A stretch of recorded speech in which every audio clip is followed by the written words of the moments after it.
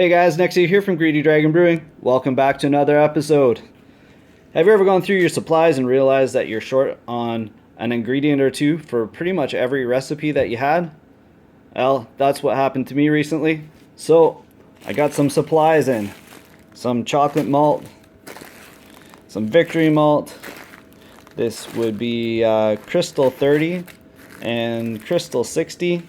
Some golden light liquid malt extract, some golden dry malt extract, 2 packs of US-05, some Centennial hops, Cascade hops, Chinook hops, and East Kent Goldings.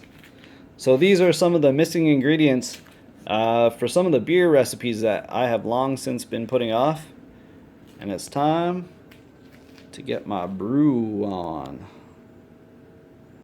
So the beer I'm going to make today is the Canadian Rye PA, which was a collaborative beer recipe between myself, Jaymcmlxx, and Brewmagoo. This is a partial mash, and I've got 1.6 kilograms of Canadian two-row. Now I did tweak the recipe a little bit based on what I had in hand, so this is slightly higher than what the recipe called for. I also am using Crystal 30 instead of Crystal 20 because that's all the homebrew supply store had. And for the yeast, I'm using US-05, but we originally called for US-04. I just ordered the wrong thing, so this is just gonna have to do. Also in the beer is victory malt, rye malt. So I've got 1 pound, or basically 1 pound of rye malt. Now the recipe called for a little bit more, so that's why I increased the pale malt requirement. And I'm going to throw in some toasted rye flakes just to add a little bit of the rye flavor to try to get as close to the original recipe as I can. We've got 500 grams of dry malt extract and 1.4 kilograms of the liquid malt extract. Those are light extracts. Of course, the Werflock tablet. I'm adding a little bit of extra Cascade hops. These are fresh Cascade hops, and I need to use them up. So I'm going to throw in an extra ounce or two of that.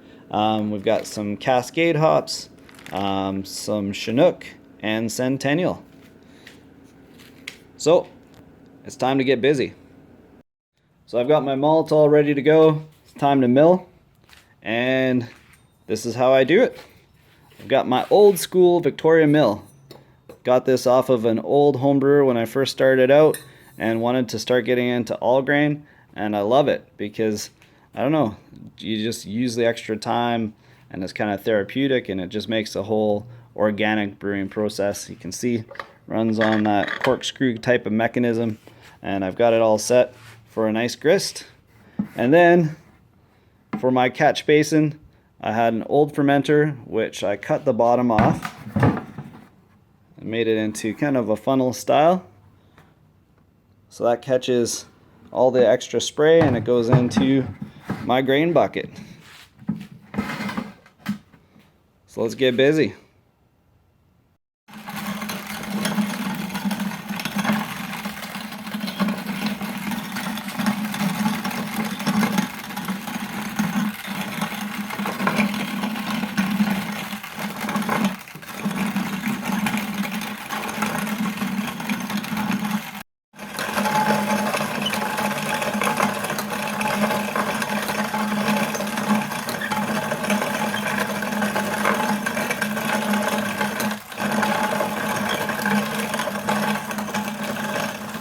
So there you go.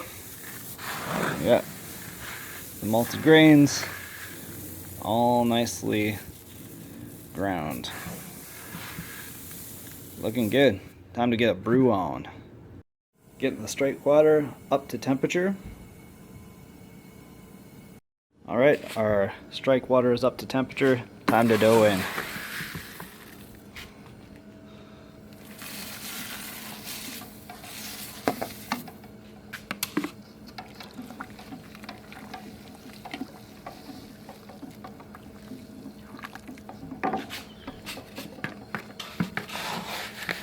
Man, it already smells amazing.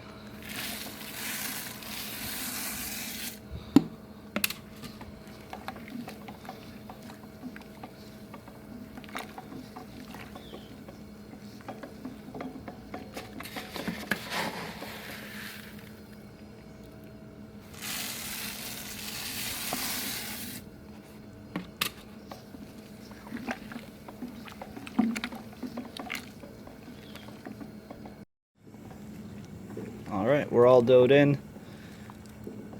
We're gonna mash for 1 hour at 152.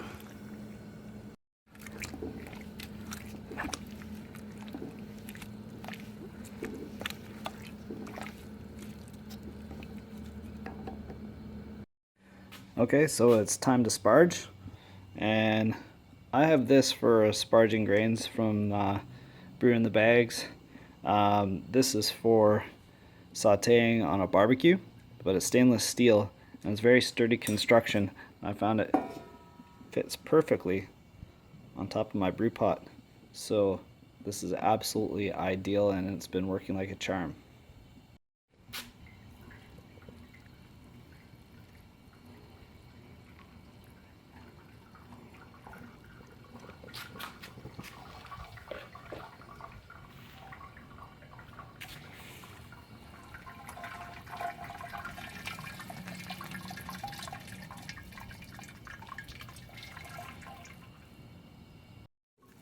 Alright, looks like it's running pretty clear now.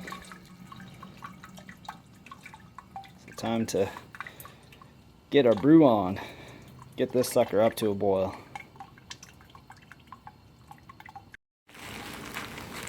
Alright, now I'm gonna add in the dry malt extract.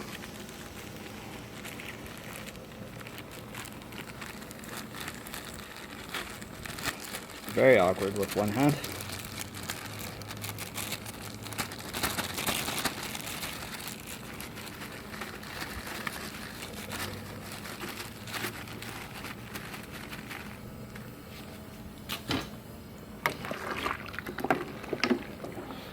Normally I'd ease that in a little bit better so there wouldn't be so many lumps, but we'll work it out.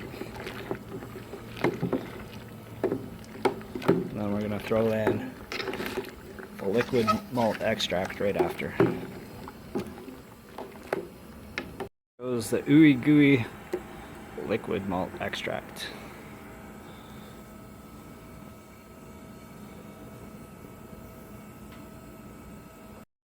Alright, so it looks like we made it to the hot break. Time to add our first hop addition and start the timer. We're going to go with 1 ounce of Centennial at 60. And bombs away, 1 ounce of Centennial at 60. We're going to go for a 60-minute boil. Our next hop addition is going to be Chinook hops. We're at 15, 1 ounce of Chinook.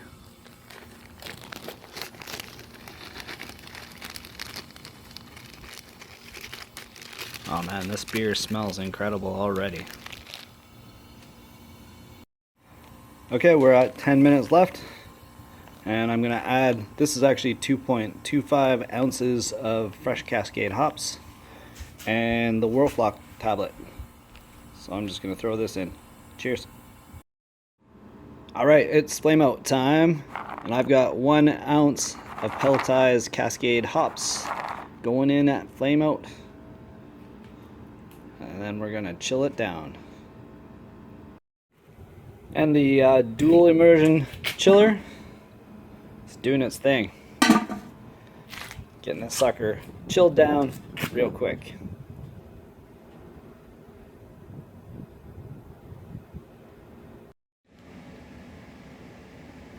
And here it is, happily bubbling away. Smells fantastic.